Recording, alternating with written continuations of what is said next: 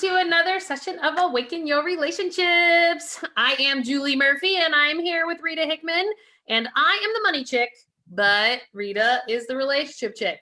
And see, we either work things out or we act them out, and we act them out through our money, through our health, or through our relationships. So this is why we're going to talk about the relationship piece today. Rita and I have been chatting for about a year now, actually a little over a year now. Can you believe that? Oh my goodness. It's been amazing. And what's changed in your life since we started? Oh my gosh, Because we basically give each other coaching once a week. So we get high level coaching every week. Our lives better have changed. Oh, my life has changed immensely. And not only me, it's a ripple effect, right? Because when you shift vibrationally, every relationship you have in your life also shifts. And it's been fascinating to me. I kept hearing through the years where if you change your inside, then your external world changes. And I think this last year, I've really seen that in volumes. Like, it's crazy how true that statement is. And we don't realize, I think that's why naming today about how to release resistance, that if you change what's going on inside of you, like resistance, then all of a sudden everything around you falls into alignment that actually matches what it is that you want to create in your life, in your relationship, or anything. The problem was for me is I hear all these spiritual truths, right? But I had no idea how to actually apply it to my life. Because everything that was talking, they were talking, up here. Yeah, it was way up here. We couldn't pull it down into the real world. But half the time they weren't doing it themselves. I mean, how many times did it's like going to a fat doctor. Yeah, exactly. Health issues, and they scream at their kids and they yell at their dog, and they've been divorced 3 times. And yeah, okay, don't shoot the messenger, but get your act together. So nobody really knew how to apply these deeper wisdoms. Right. And that's not true anymore. We know how to change how you feel inside without using drugs, without using, although you can, because there's a lot of herbal medicines out there that support this process. But you don't have to keep taking pharmaceuticals in order just to feel normal. Right. That doesn't have to happen. You not only can feel normal, we know how to get people to feel normal, but also how to get them to become like a superhero, because their body grows, their pineal gland grows, they have better intuition, they can see further into the future, they become more telepathic, they become more psychic. We develop all these superhuman powers when you deal with your resistance to whatever's triggering you. Yep. And and for me, resistance, and Rita and I were talking about this beforehand, for me, resistance comes up in the fact that my physical body expands. And it's just like it goes boom, and it's like, I haven't changed my eating, I haven't changed my exercise, and this expansion and contraction is actually a natural part of life, and we don't actually realize that it is a natural part of life.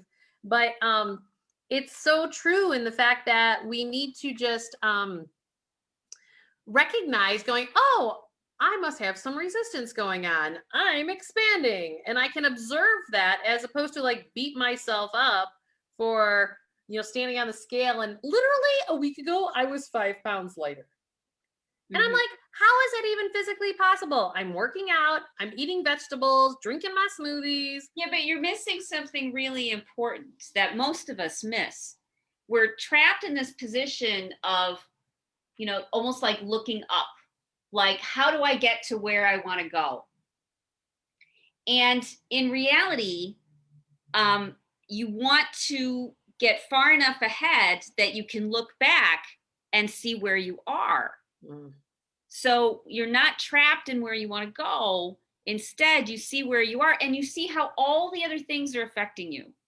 If you're on the path, eating your sandwich, walking the Appalachian Trail or whatever, you don't know what's ahead. You don't know there's a bear. You don't know it rained the other day. You don't know the air pressure just changed. You're just living your life and wondering why suddenly something happened. Right. But in reality, we're on a planet being dragged by the sun around a universe every second of every day. There's all these forces impacting us. Right. And have you ever heard of the Schulman in resonance? I have, yes. So that is, so for those of you who aren't aware of what the Schulman resonance is, by all means, Google it, because it shows like what is the energy forces that are coming from the galactic outer space. And they know how to measure these volumes of energy and forces. And if you're having a wacky day, like you're going, man, and you're just not processing, and you're like, why am I up against my stuff? And if you check the Schulman resonance, it'll show you like that the energy is off the charts that's coming onto the earth from the galactic sun. Like it's really quite fascinating. Like the science behind it is fascinating. So it's like Right. when we can actually like take ourselves out and go, well, why is this really happening? And you can go, oh, so yeah, I just need to breathe through this and go for a walk and move the energy through myself and or take a nap because it's too intense. Or but Right. we're not, we have gone away from being a part of the circadian rhythm of the earth. Like that is the one Yes. thing human beings have completely forgot about. And that is Yes. like you have to really like allow yourself in this flow of it's just been fascinating to me to like I learned a lot of that when I did the Ayurvedic stuff with Deepak Chopra. And he would always talk about like when the sun rises, wake up with the sun. And when the sun, start winding your day down when the sun goes down. Like that's being part of the rhythm of the earth. I mean, the birds do it, the roosters do it. Like, why do we think we're different? Like, like, but we're not And different. resistance comes when we don't recognize that something's happening and adjust to it. Right. That's resistance. Exactly. Because if I've been following my astrology for the last year and a half. I put important dates on my calendar. I watch them coming up. I see how they turned out. It's been really neat to see how they align. And when you start to recognize there are these rhythms, there are these patterns, you can do the things that keep you healthy, that help you survive, because now you see the whole map. But what happens is we don't know what's happening. And then we make up a story. And we say, this is happening because of you. You made me feel this way. Because we think it's outside of ourselves. Yeah. When in reality, hey, maybe the air pressure changed. The reason people know when a storm is coming is because when a cold front comes in, the air pressure drops, has a serious drop. And when the air pressure drops, you have less pressure on your body. So less keeping your body contained. Right. And so your body swells. Yep. And when it swells, that swelling presses on the nerve and tells somebody it's old injury or old knee problem or whatever. Oh, this is achy. A storm must be coming. Yep. Now, other people may say, why is my knee achy? You did this to me. This is that old thing that you did. This is your fault, or I'm such a loser, or I wouldn't be so achy, or why am I depressed or anxious? When in reality, the air pressure changed and you probably need to put a wrap on your knee and maybe rehab it. This is the difference. You go from it being personal, like, why isn't it the way I want it to be? It must mean that they don't love me. And it shifts to, oh, this is just the way that the world works. Oh my God, this is the science of it. I better not fight it. Right. If I fight it, it's the universe against me and I'm going to lose. Yep. That's totally true. And you know what? We have, we just think we know better. It gets dark and universal intelligence. Yeah, it gets to be night and we say, why is it dark? Why is it my fault? It's fault that it's dark. I just continue to think of one of my mentors who just always says, like, our ego minds just really like fight we just fight ourselves. Yep. And my reality. Yeah.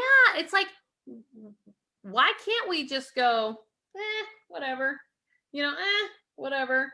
But our egos, it's our ego and our personality. I had somebody say to me recently, he goes, well, I like my ego. I know I'm an asshole and I don't really care. And I'm like, okay, I go, but that's the ego. That is the resistance. That is, Yes. That's the on some story. level, you know differently. Yeah. And the resistance is like we say these comments that come out of our mouths, or we, and you and I are no different. Those of you who are listening, we are no different. We are human right along with you. We're just, Rita had said, Jewel, I'm just a few steps ahead of you because I've lived the life that you're already living. Like, and so you can see it. And I know that from a financial perspective that I've lived, I was one of 12 kids. I got out of all the debt that I was in, created during college, and this ebb and flow and this expansion and contraction process, and Rita's done that on the relationship side. And it's like, we are fighting for our limitations, and it's exhausting. Right. And we have to let them down. I give people a visual. I say, whenever you feel something and your mind wants to come up with what it means, Mm-hmm. the description, literally picture a plug, like an iPhone plug, that Yeah. square one that came, Yeah. literally picture unplugging it from what's going on. So you're taking the story away from how you feel. And Yeah. when you do that, when you say, I'm not going to give this a story, why am I tired? Maybe I need more water. It's not going to be, why am I tired? Because I work too hard and nobody loves me and I have to, take care of everything around here. It's just, oh, I'm tired. What do I want to do about it? Instead Right. of I'm tired and it means that I'm a POS. Right. Right. Right. And this whole piece of judgment, like I always talk about, if you want to financially get to where it is that you want to go, you have to release all the blame, shame, guilt, and judgment around it, around It's anything not that easy though, arises. because your body has these triggers, and we wire it to be addicted to being in pain. Well, and you've taught me that we literally have grooves in our brain that the longer we live, the reason we get stuck in our patterns is because those grooves in our brain get deeper and deeper and deeper and longer. And so we have to interrupt those patterns so that we can create new neural, what do you call them? Pathways. Yeah. Pathways. Thank you. Those things. So that we can then create new realities. And I have found, I'm doing a 21-day challenge with people right now, which we'll be doing another one in July. So those of you who didn't get it, by all means, look out for it in July. But and I was sharing with them in the group that it's okay to just observe, and it's okay to just look at like we don't have to suffer anymore. Like we could just say, reality is what reality is, and it's okay. And I know when I was going through my process in my relationship that I was hitting these parts of anger and rage, and and I was like bursting at the seams. I was so resistant. I was bursting at the seams. And what was I resisting? Actually looking at the reality of the life that I had created, because I didn't set healthy boundaries that were true for me. I just kept folding to what somebody else's needs were over my own. And that doesn't make either person right or wrong. It just is. And I've really learned this. And that was my resistance. And, when I was talking to the people in my 21-day challenge, I was saying to them, going, sometimes you just have to keep asking yourself the question. Sometimes holding the space for yourself to allow whatever is resisting to come up, you just have to keep asking the question of whatever that is for you, right? So for me, it was anger and rage, which is just deep sadness. And I was like, what am I sad about? What am I sad about? What am I sad about? Because I was trying to open up the resistance and open up what that was. And it was just the fact that I realized I didn't want to be in the marriage I was in anymore. And I was really sad about that because that was not the dream. That was not the dream.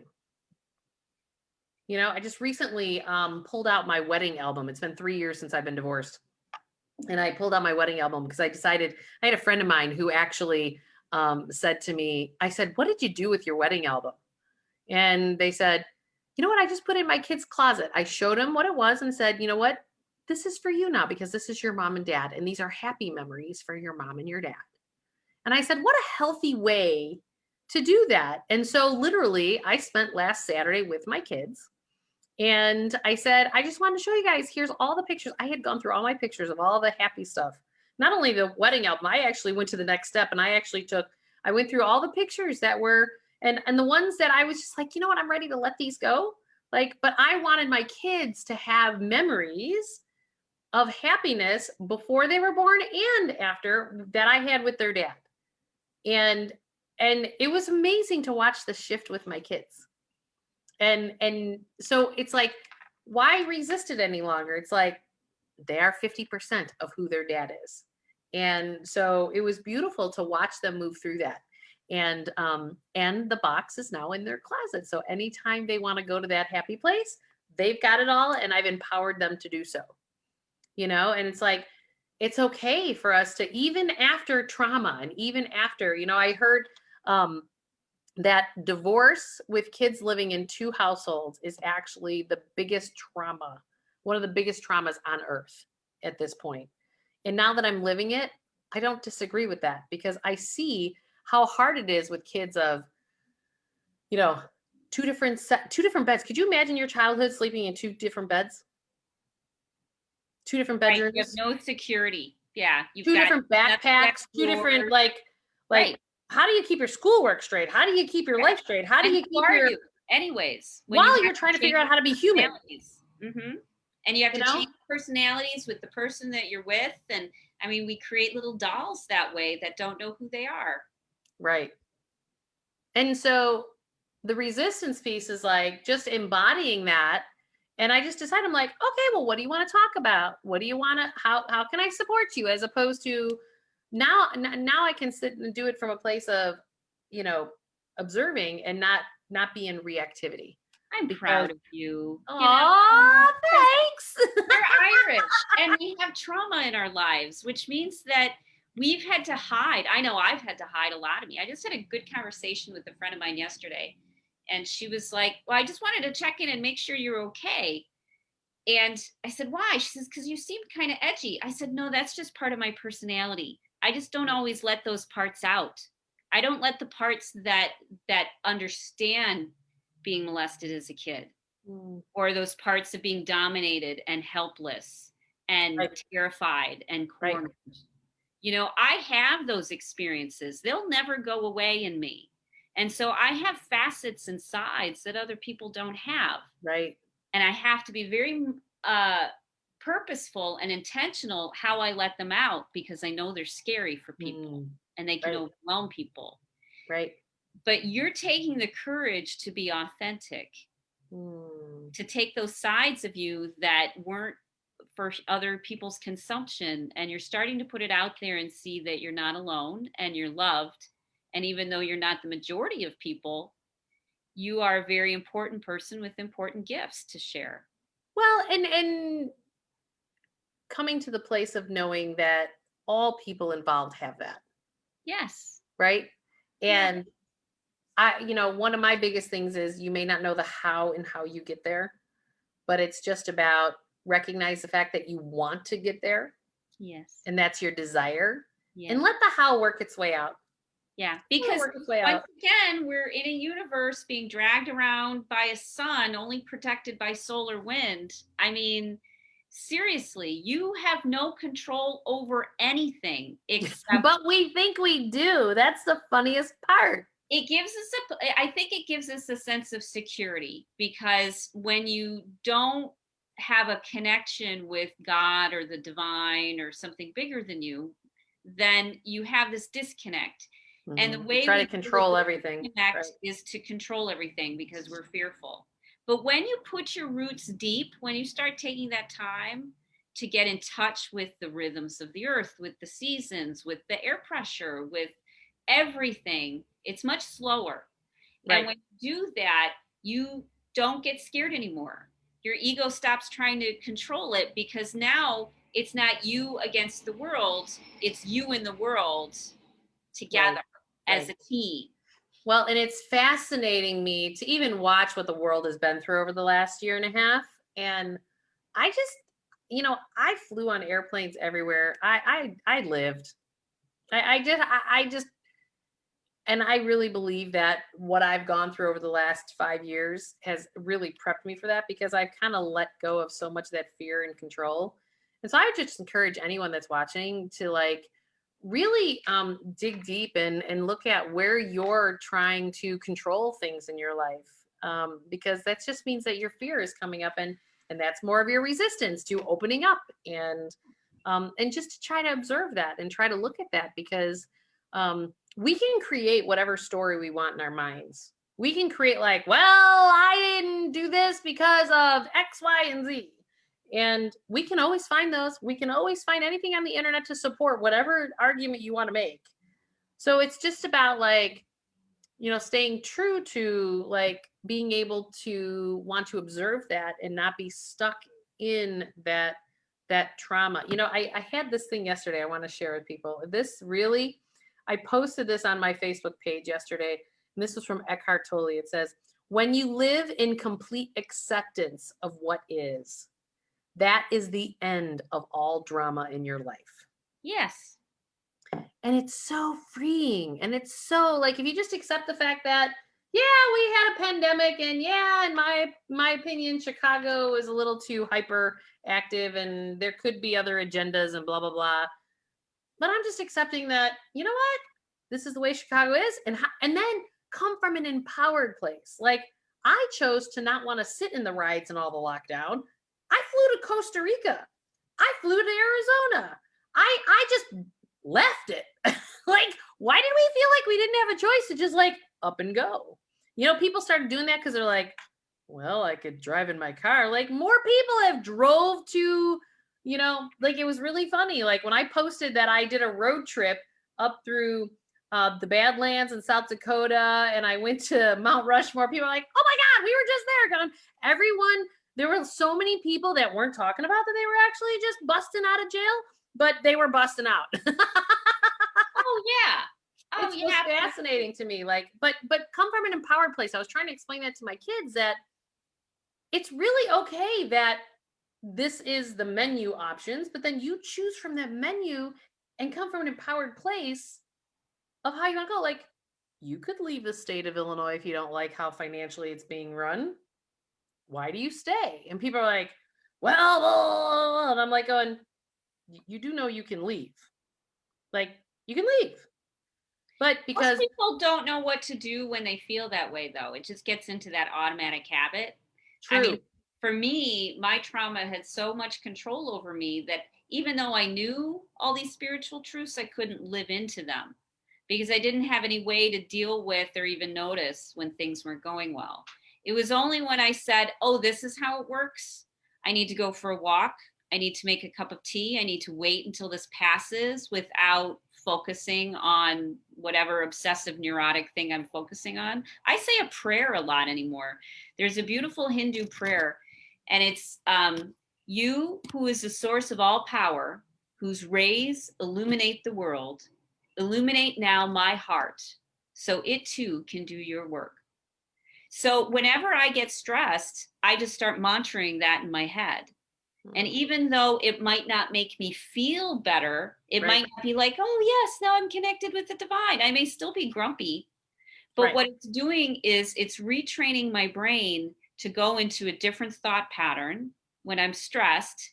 And it's unplugging and detaching from the old beliefs that I had around whatever sense I've got, whatever feeling I have. And when we realize that our brain just makes up a story to explain how we feel. Right. And so instead, accept how you feel and then decide what you want to do about it. Then you're able to make progress. Otherwise, you stay stuck coming up with story after story after story after story, when the reality was you haven't been taking enough time for yourself. Well, and here's the funny thing. I said to somebody the other day, I said, that's just a story. Like, you always talk about that other people make up stories. That's your story that you've attached to. And it was so funny to watch the resistance of like, that ain't a story, that's reality. I'm like, no, it's just the fact that it's your story. It's the not truth. else's story. And it's like, like if we could just like find the humor part of this and just kind of be like, it's not that serious. Like, let's Yeah. just kind of like move through this, and it's But it's okay. And it's purposeful. okay. You have to purposely say that, Right. because the chemical addiction and the brain chemistry is all like, oh yeah, I want that. I want that goodie. I want to feel bad. I want to be angry. I want to keep going over and over it. You have to say, no, we're not doing that anymore. That's not Right. who I am. Right. We're nice, loving people who stand up for ourselves and tell Yeah. the truth, Because you're but we aren't the interrupting those grooves in your brain. and you can do So it beautiful. physically, essential oils, you can do it taste, good chocolate, talking to a friend, Yeah, or I have a great body energy essential work. oil blend that's called Letting Go. And I Beautiful. literally like it says to put it on your third chakra, your Mhm. heart chakra, and your sacral chakra. Yeah. Yeah. So I'm always using that when I'm having a tough time and when I'm in resistance to let go. There's Yeah. meditations out there. Kelly Howell is one of my favorites, Mhm. and she has this one called Letting Go, and it's like just listen to that while you're sleeping. Yeah. Like Yeah. it's okay. Yeah. It's okay. Yeah. You know? Your ego is not what's really going on. You've got a body consciousness you have to take care of, and you do that with the essential oils or with the vitamins or with the mantras. Yep. You're rewiring your Yep. physical body instead of Totally. ignoring it. Like everybody does. They Exactly. say the only thing of value is this spiritual higher stuff, and the body's a lower vibration that we need to ignore. They're equals, they're partners. We have to love our physical selves just as much as we do our emotional selves or other people. Well, in our body intelligence, like, if we could really like we've done so many things with our bodies, whether it's overeating, drinking, smoking, drugs, whatever it is that you're using as your distraction to life. Mhm. Um, it blocks us from our Yeah, body intelligence. It's not so much about the overeating or the alcohol consumption or the smoking. It's more about the fact that you're just blocking your own inner intelligence. right. You're numbing And it so you can't hear yourself. And so you right. keep making bad decisions, they keep you stuck. But when you stop numbing yourself and you get support and love, then you know what to do. You don't feel lost. And we think our brain is this brain. Actually, there's more intelligence in our gut. I know. I This know. is what we need to understand. There are more alien cells in our body, like from bacteria and viruses and things, than there are human cells in our body. We're Yep. actually more foreign, more not human than we are human. Right. And that's where it's super important for us to start to tune into that body intelligence, because when you tune into your knowing, like I'll even ask my kids, they're like, well, mom, blah, blah, blah. And I'm like, what's your knowing? What do you know? What do you know to be true? And then they'll say it. And it's funny, I even have to watch myself as a mom. Like I have to watch myself and go, because I'll want to like edit their knowing and I'll be like, and No, I no, have to you catch mean it. myself. I'll be like, okay, is that how you feel? And I say that comment because I'm sitting here going, hold your comments back. Yeah, yeah, yeah, yeah. You're saying to yourself, I'm shut like, up. is that how you really feel? Right. I totally get that. That would I'm totally right. I'll be talking to somebody and I'm like, Rita, just shut up. Right. Just don't say anything. Because it gives them the space to tune into their body intelligence and Yeah. then go from there. And then you And to build work the it out muscle. themselves. Right. 99% of my work is just holding space so people can work it out themselves. Totally.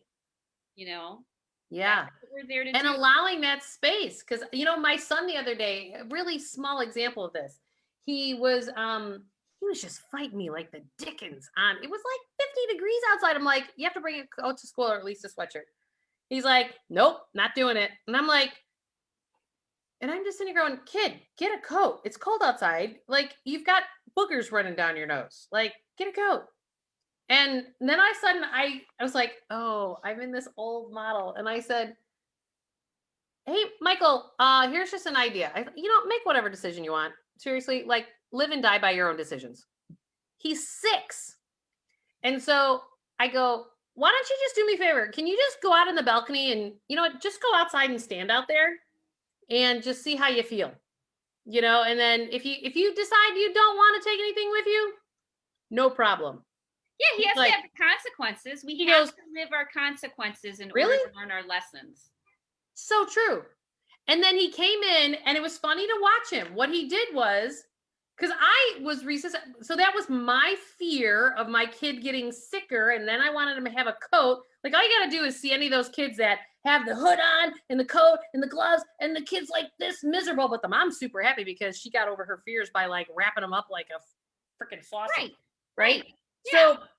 So he came out and he said, well, it's chilly, Mom. You're right. But only time I'm outside is at recess, and I run around so much. The coat actually makes me sweat a lot more. And then I get colder when I'm in the classroom when they tell me to take the coat off because I'm super sweaty because they made me then wear it outside. If I didn't sweat so much and I actually just didn't have anything and I just got hot myself, he went through this whole thing. And I'm like, okay. He goes, really? You're not going to make me take a coat? I go, make your own choice, Mickey. Whatever you want to do. If you get cold enough times, you'll do something different. If you get hot enough times, you'll do something different.